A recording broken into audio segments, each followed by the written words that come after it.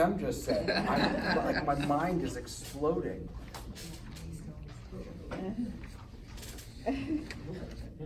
I know, I'm serious. It's like, I had no idea the wife, that's, wow.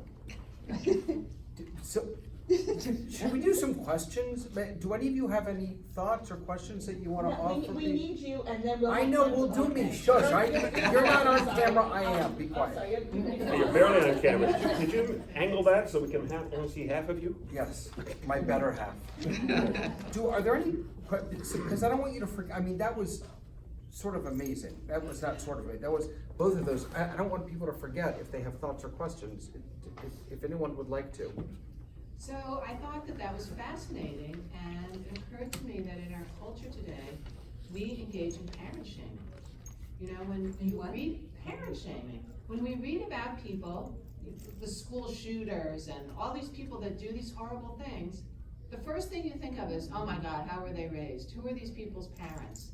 And then we have to take a step back and say, wait a minute, we as parents know you can't always control your children. They have minds of their own. And it's almost like the Jews knew that, you know, from back in the day, and knew that we shouldn't shun mothers or fathers just because of the actions of their children, because it's not necessarily their fault.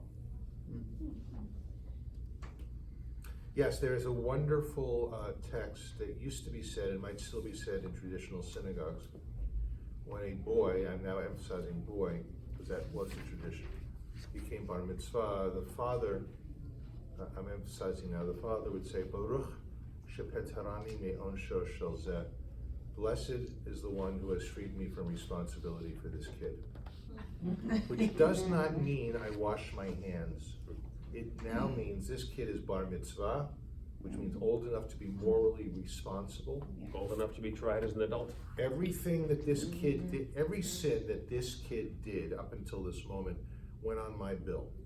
Now it's on his or hers. But the interesting thing is, it's a very unusual blessing. Most blessings start with Baruch atah Adonai Eloheinu melech haolam, ... This is Baruch shepetarani me'onsho shel zeh. It gets rid of the intermediate part. It doesn't mention God. And my take on that is, it doesn't mention God because while it is a happy time, it is also a sad time. It's a bittersweet time. Let's not bring God into this if we can. Yes, my child is now old enough to be responsible, but it also means I'm getting older. And that I have lost a little piece of influence over this kid. Yes, sir. Rabbi Salkin, you talked about women rabbis and how you would like to have one on the panel. But when I look around this room, I see 3 men and 25 to maybe 30 women. Is it really that important that you know that there's a woman rabbi on each of your panels? Because in a sense, doesn't Judaism flow through the women? Well, it's a complex question.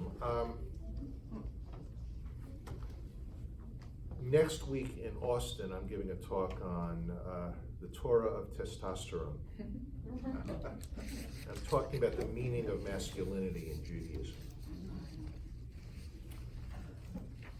The weird paradox that we have in American Jewish life is, perhaps because of the timing of our programs, for all sorts of reasons that have nothing to do with women, men are virtually absent. Virtually absent. Just in your own minds, think about adult education programs. I can give you exceptions, by the way. Morning services for Yisker. So we have a problem with men. But the paradox is that it seems to many people that men are still in the production mode. In other words, while the women are the recipients in our cliched understanding, it's the men who are the scholars and who are the teachers. So I'm going to therefore say the following. In strictly Marxist terms, and overstating the case, right now, the three of us are in a power situation. We got the Torah, and you are recipients. You, at this moment, though you participate, are powerless. I mean, you're powerful enough to show up. You're powerful enough to not show up. If you didn't show up, there'd be no program, right? But I'm looking out now, and I'm seeing. If that's God, tell her I'll get back to her. I just hate when she calls me here. I really do. I'm looking out here, and I'm seeing two men. Okay, and I got to believe that you guys have lives as well. Three. One. Nicht fine. I'm sorry. You're hiding behind this very. Thank you. Three. Thank you so much. I'm sorry that I did not ignore you. I just couldn't see you from where I was sitting. So, I think that the Jewish community. No, I know that the Jewish community needs to be as diverse as it thinks it is. I know that the Jewish community, without wanting to be politically correct, needs to own up to the fact that not every Jewish teacher is male. Not every Jew is Ashkenazic. I'm looking at my religious school. A third of the kids in my religious school are children of color, which means several things. They're either partially Hispanic, they are partially African American, and then I got to pull in another kid whose father is an Iraqi Jew, who, even though this boy's complexion is quote unquote white, whatever that means, okay, comes from a culture which is not a white culture. So we have to, ahalan, okay, we have to open the tent, and we have to make sure that women, the competent, incredible, skillful, brilliant women, have the opportunity to teach. While it is true that Judaism, we think, is passed through the mother, I will submit to you, my friend, without insulting you,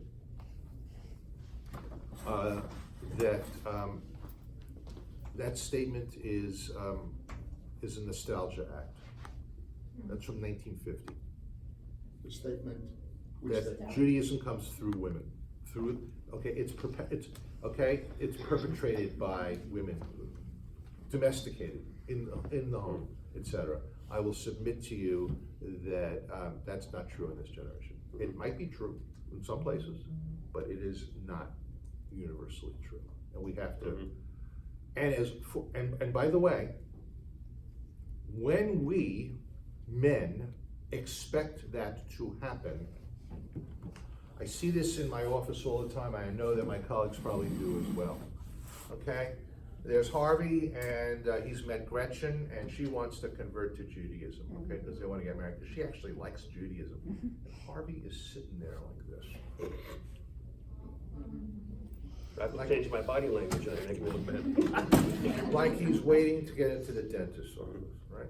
Basically saying, you want to go ahead and do this, go right ahead, because I'm the show here.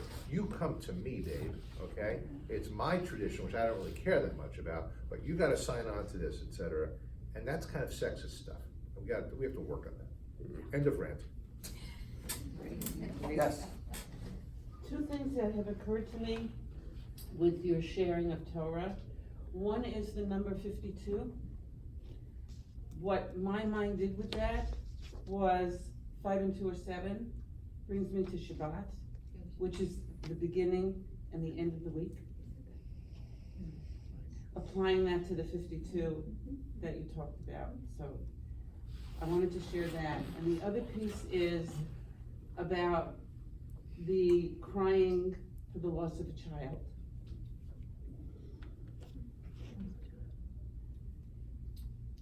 We have often quoted, when they love their children more than they hate us, we could have peace. We are forgetting that when they lose their child, that they suffer the same loss we do. And when we can remember that, we may have peace. I could respond to your first observation. Now, with tongue in cheek, I can point out that I love to see a numerologist always, because I got some pretty, email me a note of where I can contact you. I have a paper I'll send you that'll blow your mind away. Watch your head explode about the Thank way you. the Bible uses numbers. But we could only reduce 52 to 7 if you're doing modern 10-based decimal system. But let's go with it anyway, because you said it and you're clearly a nice and sensitive and compassionate woman. And a crying mother to boot, which, you know, is how seasonal. We draw from the two versions of the Ten Commandments two different reasons for being Shomer Shabbos, why God pledged us to remember and keep. Hamor v'zachor b'dibur echad, we say in the top of the charts every Friday night since 1575, Lecha Dodi. The two versions of the Ten Commandments. One, at Mount Sinai, you must have a Shabbat consciousness, Zachor, have a Shabbat consciousness throughout the week, because you were slaves in Egypt and may not enslave your household staff. Give them their freedom too every week for one day. And the other reason is, in Deuteronomy, this is a Shamor, to be Shomer Shabbos, to keep and guard it, because God created the whole universe. The other way around. So, Willy Wonka time, reverse that. In Exodus, it's I created the whole universe, you knock off for the weekend too, and not make yourself a slave. And in Deuteronomy, now you're about to own the promised land and have slaves to work it. Don't be a taskmaster to them the way the Egyptians were with you. Edit this tape so only the second statement there is the one that can Think about it, since Shabbat is not just this spirituality moment, but as Maimonides emphasizes, the very fact of lighting the candles, drawing the curtain, and inaugurating Shabbat is an acknowledgement of God as the creator of the universe, per Genesis, and as the author of human history, per the version of Ten Commandments in Deuteronomy, in which case, if what we're doing is on this day in history, commemorating the universe is finished, God made the physical world as the stage to live out the drama of human life and said, what are you going to act out on that stage? The ball's in your court. This is not the end of a process, but the beginning and a point of departure. And as for the seventh day in the other direction in Deuteronomy terms, you're knocking off for the weekend. But what are you going to continue to build in your life once the Havdalah candle is lit and the darkness gathers Saturday night and you dispel the darkness with light? Tune up the five senses to a new symphony and a new movement in the symphony during the next week. Both aspects of that seventh day are not about accomplishment and achievement, but rather of stopping to catch your breath up on the pedestrian island before we get right back into the fray and fight your way across the rest of the intersection and where you go next. Same thing with this season, which is 1/7 of the year, these 52 days of Teshuvah. What are we going to do for an encore with the tools we've been given the privilege of knowing we have?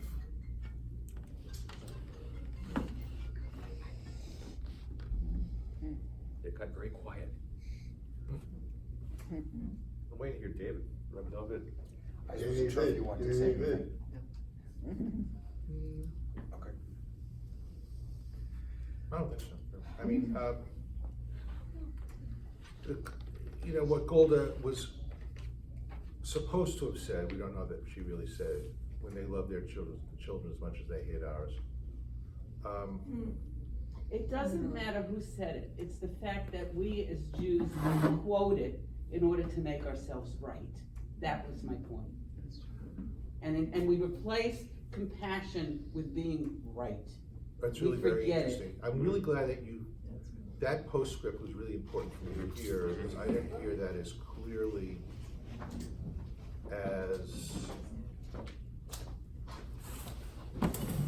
all right. It's no longer about being right.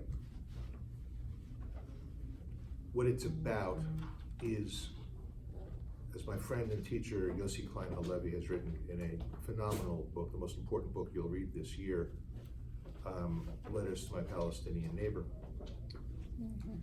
What it's about is hearing each other's stories.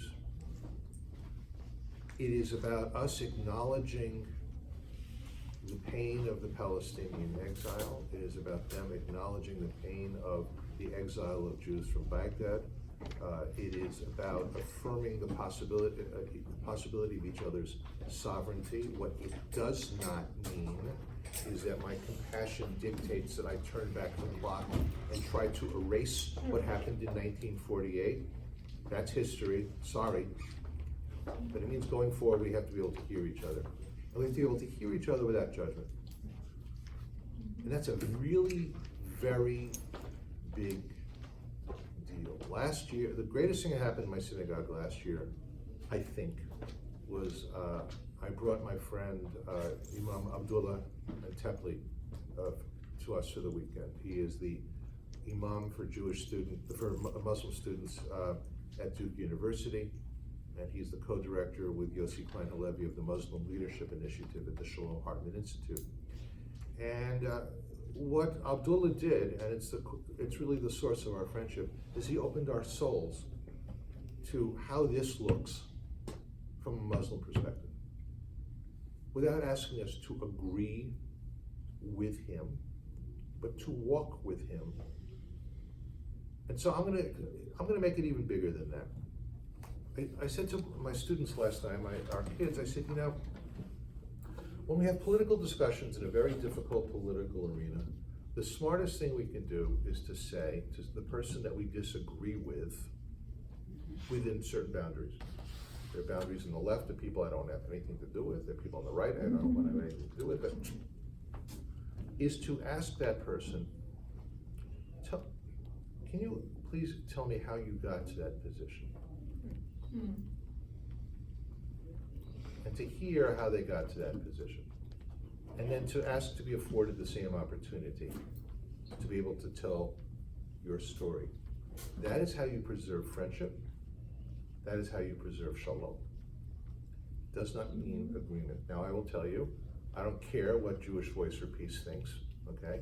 The anti-Israel people. I don't care what the people who marched in Charlottesville and their ilk think. They're off the moral page for me. But between those two signposts, there are still people I want to be able to talk about. I want to know what's in the gut of the person who wears the MAGA hat. I want to know what is in the gut of Ilhan Omar and AOC.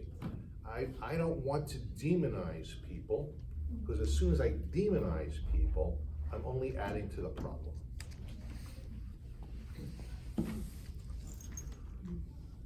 Okay.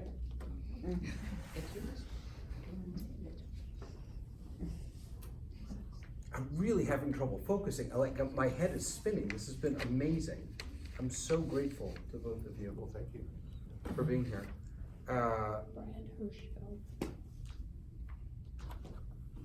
Okay. So, a different direction, maybe? Yeah. You know that Yom Kippur is the happiest day in the Jewish year, right? Absolutely. Right? According to the Gemara, there are the two happiest days. What's the second one? Anyone know? Not Purim, although good guess. You'd think Purim. Tu B'Av. Tu B'Av. That you're not supposed to answer. I know you know.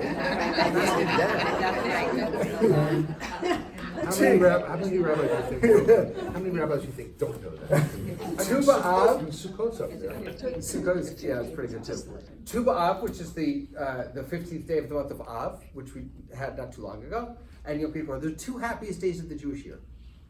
So Tu B'Av we'll save for another day.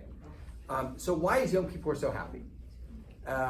So I want to offer a suggestion to you about why Yom Kippur is the happiest day or one of the two happiest days of the Jewish year. And the suggestion I want to make actually comes to us from the book of Bamidbar, the book of Numbers. So on Yom Kippur night, right after Kol Nidre, as part of that liturgy, we read this verse from the book of Bamidbar. And wait, I have to pull it up on my Safari app. Here we go. Ready? The verse is, V'im nefesh achat techata vishgaga, v'hikriva ez bat, that's not the right one. Sorry, it's verse, 26. though. I was We're gonna verse edit before. that Sorry. out. V'nislach l'chol adam b'nei Yisrael. Here we go. The whole Israelite community, v'la ger hagaber tocham, and the stranger who resides with them shall be forgiven. Then it says, why? Why are they all going to be forgiven? Ki l'chol ha'am bishkaga. Because they have all sinned unintentionally. Now, I want to invite you to think back over this past year to something bad that you did very intentionally. Right? Something you said to someone, a frustration that you harbored. I don't know that I can stand honestly and say that every sin that I've committed has been unintentional. And yet, that's exactly what this verse says, and that's what we presume of ourselves on Erev Yom Kippur, that every sin that we've done has been unintentional. So the question is, what? Right? What do we do with that? How do we make sense of when I know that I've done things with full intent? As embarrassed as I should be about that. So what do we do about that? So here's a teaching that may help us understand this, or how we can make sense of this. The Rambam, Maimonides, in his halachot, in his laws, talks about how do we deal with a husband who won't give a get, a Jewish divorce, to his wife, right? And Rambam says, basically, we take him out back and we beat the hell out of him. And then after that beating, if he gives the get, that is a valid Jewish divorce. So that's his kind of his halakha, his teaching here is that even if you beat it out of the guy, it's still valid. So why would that be valid? Why, if I beat something out of someone, why would that be valid? The husband has to give this divorce of his own free will. The court can't impose their will on him. So how is it that if I beat it out of him, that's still considered a kosher get? So the answer the Rambam gives is that the beating it out of him didn't change his will, it revealed his will. It actually removed something that was in the way of his will. Let me give you another example of this, but on the other side, which I think will make it clear. Okay, Pharaoh, right? Pharaoh, his heart was hardened. And the question is, why does God harden Pharaoh's heart? That's kind of a crummy thing to do, especially when your people are suffering because of Pharaoh's hardened heart. Why does God harden Pharaoh's heart? And here's one answer. There are a million different. Here's one answer. I have to stand up. I'm sorry. Here's one answer. I get excited.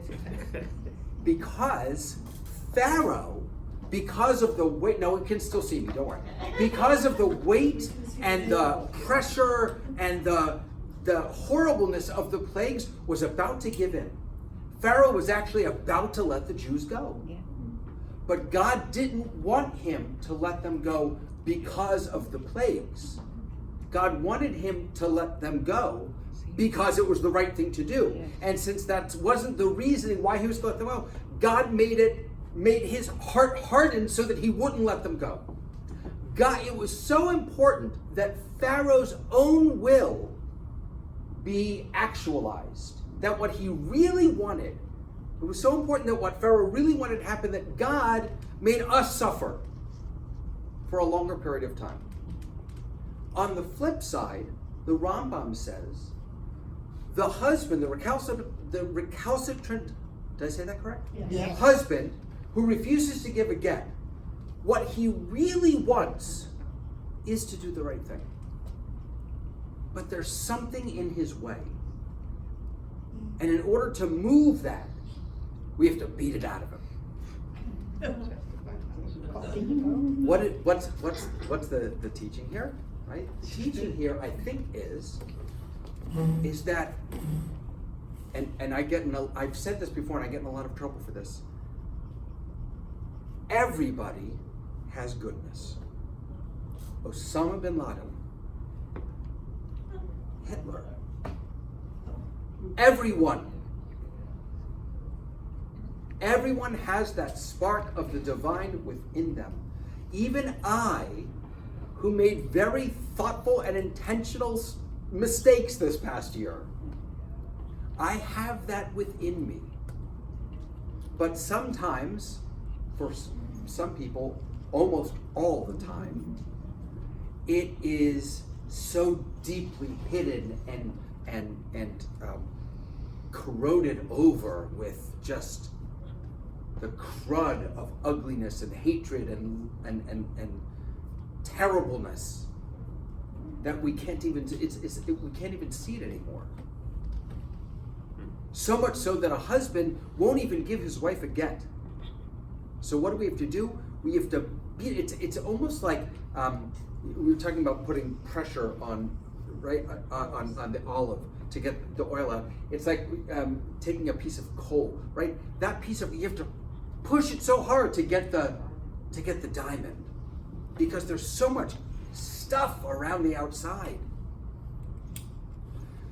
So why does God say, or why do we say, that in fact all of our sins are unintentional? Because they are. Because at our core, we don't want to do these things. If we didn't have that horrible crud around us, if we didn't have these terrible influences, if we could somehow be our truest selves, we would all be good people. We wouldn't sin. So whenever we do sin, it's all unintentional. The reason I want to share this with you today is that for me, just personally, the hardest part of Rosh Hashanah Yom Kippur is not the asking for forgiveness.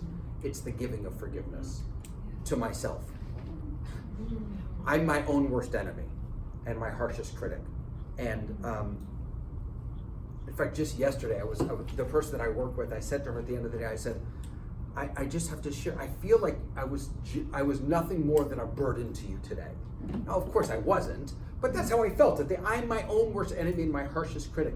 And so for me on Rosh Hashanah and Yom Kippur, the hardest part of these days is to actually be able to forgive myself for all the stupid mistakes that I've made. But if we could imagine ourselves as Bamidbar does, as God does, as people with this beautiful, holy neshama, this light within us that is just trying desperately to shine itself out, to show itself to the world. And if we can only understand that it's not our intention to hide that light, it's not our intention to be ugly, to be angry, to be spiteful, to be whatever we are. That's not who we are. That's not our essence. That is life getting in the way of our essence, but it is unintentional. Then maybe I have a chance at doing better next year. Right? Maybe I have a shot at letting a little bit more of me be. I don't believe there are evil people. I believe that there are people who do evil things. I as a Jew, I can't. If we're all made b'tselem Elohim, in the image of God, I can't believe that there are evil people. There are people made in the image of God who by their very nature have to be holy. I don't see how we cannot be. But because we make terrible decisions sometimes. But it's all unintentional. Let's remind ourselves of that, right? Let's give ourselves a little more credit. Let's honor ourselves. Let's look this year. Let's try and find ourselves. Who am I really? Who is that beautiful, honored, precious, godly David? Right? What a gift that would be to give ourselves this year. All right, now let's ask the rabbis more questions. Can I say before I'm going to preempt the gorgeous woman in the front with the fabulous blue eyes? I actually, she's such a troublemaker. I've had her in a bunch of my classes. That's why I'm presuming to jump in She's front. such a troublemaker. No, my God, came. I'd like to credit my rabbinical colleague for just, not so much answering a question, but cleaving the Gordian stroke for a problem I have every year when we pull that pasuk out in the Machzor, ki ho kol ha'am bishgaga. There's no verb in that sentence. All, and in fact, even Rabbi David put in, for the whole people have sinned inadvertently. No, it's a declarative statement. All the people are mistaken in thinking are mistaken in thinking they're as bad as they insist they are. All of us mess up. All of us make mistakes. All of us are in error of being so upset, waking up at 4 a.m. in a hot sweat saying, oh my God, what was I thinking? We really think we're the only one that's doing that? Kol ha'am bishkaga. Even ivory soap is only 99 and 44% pure. So thank you for that. I love it. Please.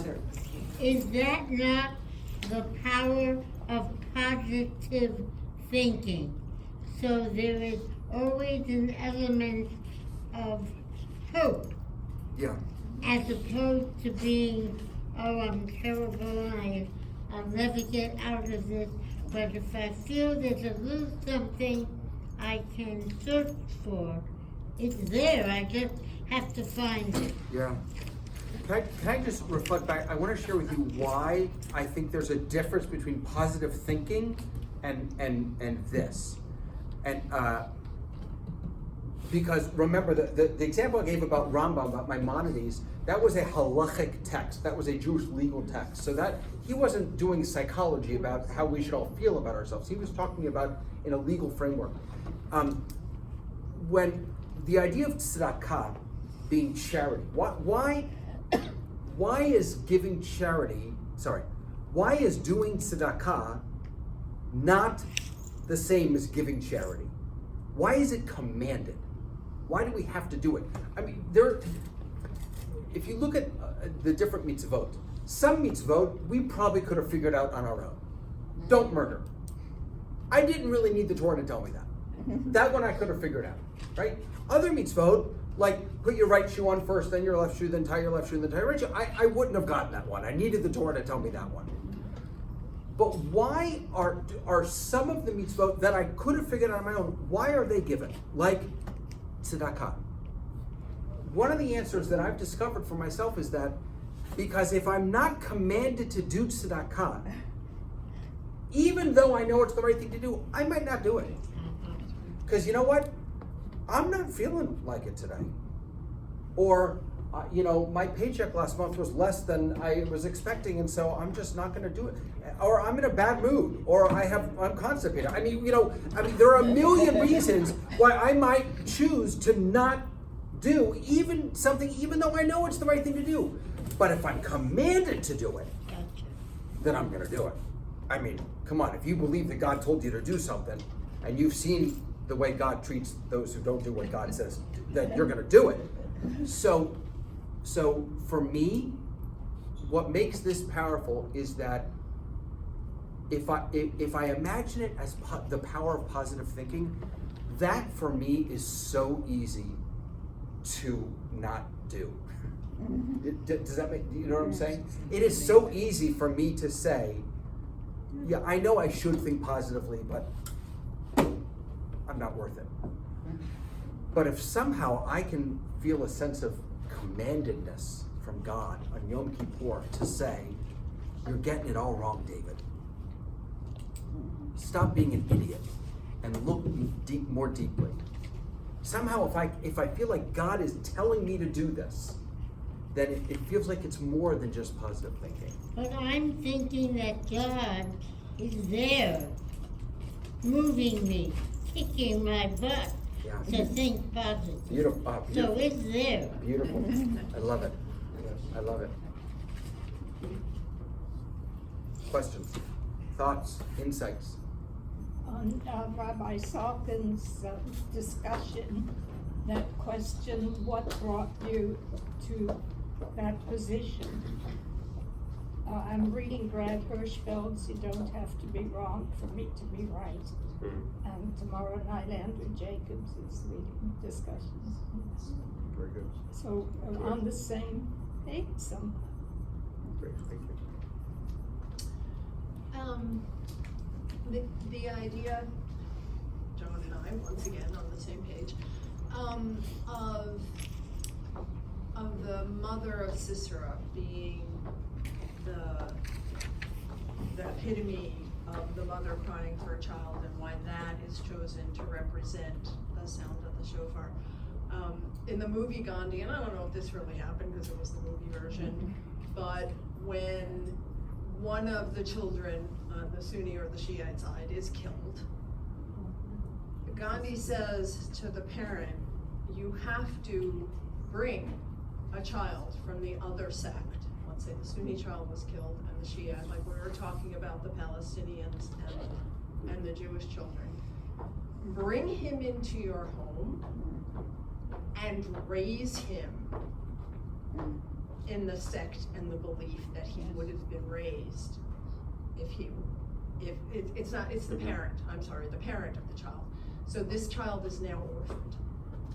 And the father is told to bring that child in and raise him as if he were being raised in his own home in his sect. So the idea of seeing the humanity in someone else, walking in another's shoes, is, I think, the highest and hardest mitzvah to attain, because we do see everything through our own lens and our own eyes, and to step outside of that and actually not give lip service, just lip service to, dipping the wine out of your glass because during the plagues, you're thinking of how many of us are really sympathetic to the Egyptians, really? And so that, getting to know ourselves, the namaste, my light bowing down, the light in me bows down to the light in you. I mean, there are so many ways this is presented in so many faiths and so many observances. And I think, if we could do that, if that were to see our own humanity and see the humanity of other people and really, really mean it.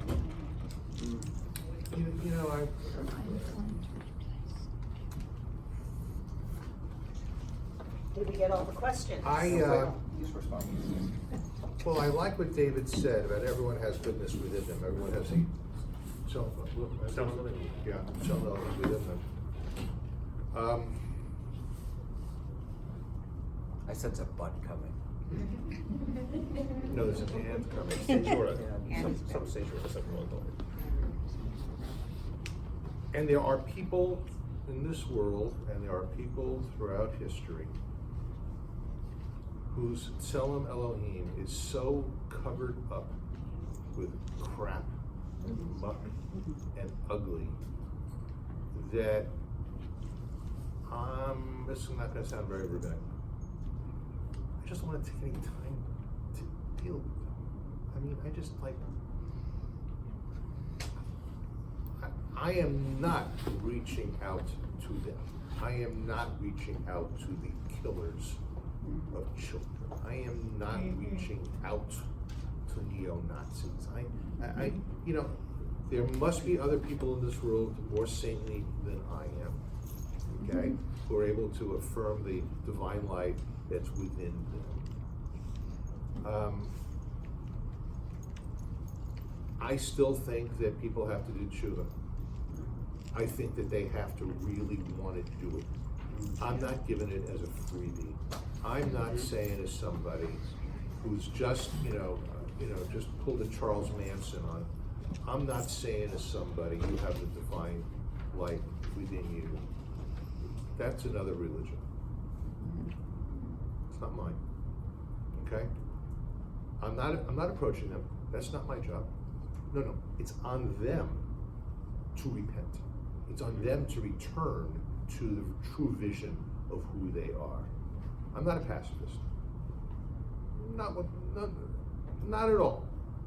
Not on this day, not on September 11th. Not on this day. I cannot go there. I will meet someone halfway, more than halfway. But I have to say that there is evil in the world. It is a real deal. Now, 25 years ago, a month after the Amia building was destroyed, which was at that time the greatest terror act in this hemisphere, I went with several rabbis to Buenos Aires. One of the rabbis, we had a service there in the midst of the rubble, having just met with children who were orphaned because of it. This rabbi, who shall remain unnamed, got up and said, "This is an example of what happens when there is depravity in the world. This is an example of what happens when there is serious mental illness in the world. This is an example of what happens when people are deeply troubled." And as Bunny will tell you, I have no uncensored thoughts. And I said to him, this is not about a psychological aberration. The killers did not need better psychotherapy. They are evil. There is such a thing as people who are evil. Name it. Well, that's a little judgmental. If you can't be judgmental standing in the ashes of this building about evil that was done to our people, then you can't, then I don't know what to say. There's the other side of the coin is this, is realpolitik, the realities of the harsh, painful, bloody, and savage world. My high school world history teacher said, let's not delude ourselves. The world has always been a dangerous, and violent place. It's just that now we hear about it live on the 6 o'clock news. Well, we live in a freaking 24-hour news cycle, and you can tune in on which micro viewpoint you want to bolster your perspective on that. The real underlying question is, given that, and it is a given, a savage, bloody, painful given, that's the whole point of the story of Noah. It is a given. Where do we hit that line where we decide, all right, we're no longer going to live by the underlying principles of Genesis 1, which is that we're made in God's image, the engine that drives all of the ethics of Jewish life, the thrust of Yom Kippur afternoon, Jonah. This guy is told, go and warn the people of Nineveh. These are the Nazis of the ancient world. That's exactly right. The Assyrian Empire created the cult of personality and was the first civilization, if you want to call it that, in world history to use genocide as a tool of state policy. And God wants to give those mass murderers an opportunity for charata, for regret, and teshuvah. The message of the Jonah story is, no one is irredeemable. And in fact, if you look at the commentary in the Jewish tradition, for 3,000 years we've been fascinated by the story of Sodom and Gomorrah, because there isn't the slightest intimation of what they did there. That God, after drowned out the world with Noah, I would get Jonah and Noah. You got to be careful. 2 stories with an O and an I and a bunch of water, right? And one has a boat, one has a fish. Actually, they both have a boat. What fascinates our sages throughout the centuries is, what could they have done so bad that that microscopic surgical strike on just that one town, not the people, not the country, not the world, just them. And it's never referred to, look at the text, it's not referred to as chorban, the destruction of Sodom and Gomorrah. It's mahapechat, the overturn. Cafe afuch, for those who've been to Israel, is cappuccino, right? upside down coffee, because instead of black, it's white from the added milk. Hafuch, mahapecha, the overturn. Does that mean that the whole city was flipped like a pancake? Maybe. Or does it mean that it was such a staggering reversal of what the truly wicked so richly deserve that God hasn't done it to anyone else since? Means one of two things. Either there is no God, which is certainly a viable possibility, or that the Adon Olam Ribon HaOlamim, the sovereign of the universe, cuts us, tainted, imperfect, corrupt, flawed mortals, an awful lot of slack. And that's what this season is about. Making the most of that and pulling ourselves back in where we belong.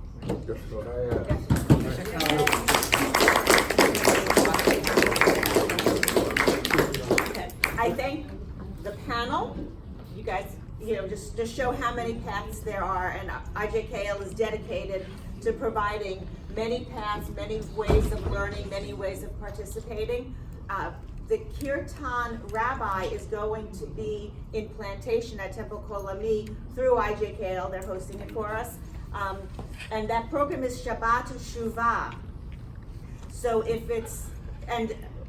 Barbara Lennis, her daughter Laura, will be singing and participating with the Kirtan Rabbi. We all love Laura. So it's what Rabbi Salkin said, it's a way to keep our energy high on Shabbat.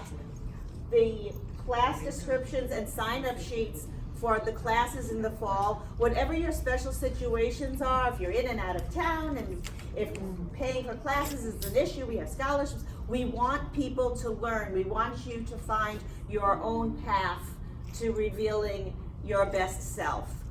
And I just thank all of you, IJKL thanks all of you for participating, because we could have the most amazing panel, and without you to be participating and challenging them with your questions, it doesn't exist.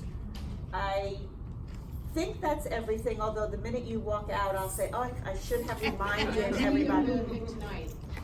Oh, thank you. See, we have just been informed that there are 2 tickets available.